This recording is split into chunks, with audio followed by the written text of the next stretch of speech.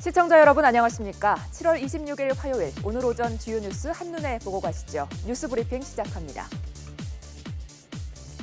오늘 새벽 일본의 장애인 시설에서 20대 남자가 수용자들에게 흉기를 휘둘러 최소 15명이 숨지고 45명이 다쳤다고 일본 언론이 보도했습니다.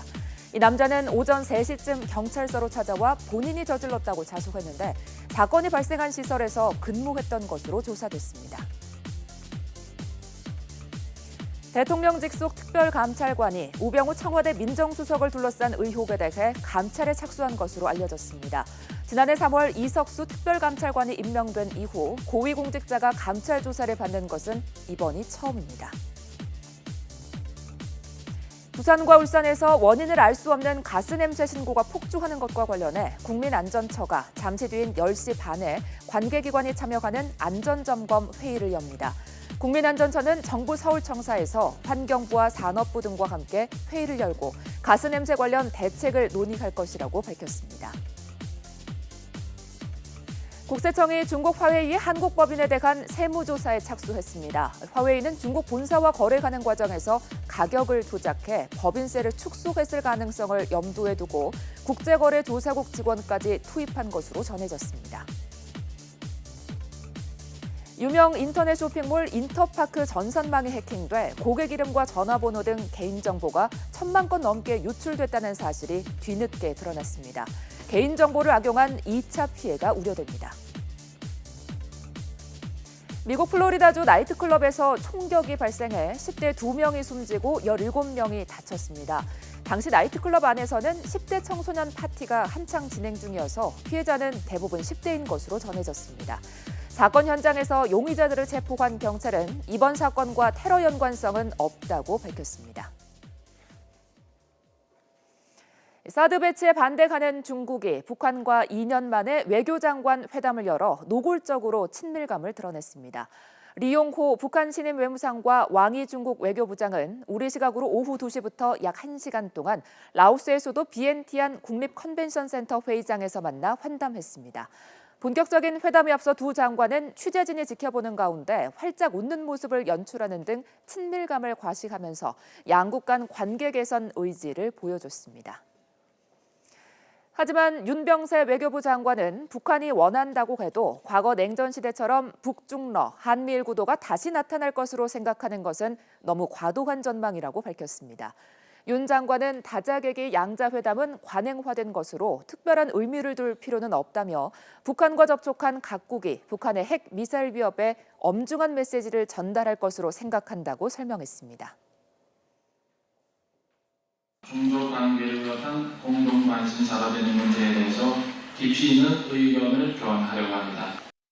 외교적 문제하고 중조 진전을 위해서 앞으로 적극 협력하는 이런 관계를 북한이 원한다고 하더라도 과거 냉전 시대처럼 남북, 북중러 또 한미일 이런 구도가 다시 이제 나타날 것이라고 생각하는 것은 너무 과도한 그런 전망이라고 생각합니다. 신안 해저선 발굴 40주년을 맞아 발굴 유물 2만여 점을 한자리에서 볼 수 있는 대규모 특별전이 국립중앙박물관에서 열립니다. 1323년 중국 저장성을 떠나 일본으로 가다 전남 신안 증도 앞바다에 침몰한 신안선은 1975년 한 어부의 그물에 걸려온 도자기를 통해 650년 만에 그 존재가 알려졌습니다. 신안 해저선에서 약 2만 4천여 점의 문화재들이 발굴됐습니다. 그런데 그동안 공개된 것이 약 1,000여 점에 지나지 않았습니다. 그래서 신안 해저선에 실려있던 모든 화물들을 한번 일반에 공개해보자는 뜻에서 시작을 했습니다. 시가 있는 그 접시 같은 경우에도 보면 그 안에 당나라 궁녀의 사랑 이야기가 이제 적혀져 있는데 배 자체가 사실 스토리죠. 굉장한 스토리죠. 그러니까 이제 이 배에 승선했던 많은 사람들이 일확천금을 꿈꾸고 그동안 제주와 거제 등지의 일부 지역에서만 서식하는 것으로 알려진 국제적 멸종 위기종 팔색조가 울산의 한 야산에서 서식하는 것이 확인됐습니다. 사진작가 윤기득 씨가 팔색조의 짝짓기와 새끼 키우기에서 둥지를 떠나기까지 35일간의 모습을 영상에 담았습니다. 팔색조가 이소를 하고 난 뒤에 그 주위에서 노는데 그 과정을 촬영을 하고 싶어서 계속 있었습니다. 팔색조를 처음 보는 순간에 하늘에서 극락새가 내려왔는 줄 알았어요. 얼마나 이뻤는지. 팔색조는 8가지 색깔이잖아요. 우리나라의 100세 이상 고령자 수가 5년 사이 72%가량 증가했습니다. 100세 이상 고령자들은 장수 비결로 소식 등 절제된 식생활 습관을 가장 많이 꼽았습니다. 100세 이상 고령자들이 좋아하는 식품은 채소류가 가장 많았고 육류와 두부, 콩 제품 순이었습니다. 아들 칠수를 했죠. 네. 때로 내 밑에 이 때가 많아 사람이. 다 보시니까 좋으세요? 그러니까 식사를 적게 하게 되면 그런 노폐물이 덜 생기니까 그렇게 간단하게 얘기할 수가 있는데요. 그렇다고 우리가 너무 소식을 하게 되면 균형 잡힌 식사가 아니기 때문에 기본적인 대사 활동에 또 저해가 올 수가 있거든요.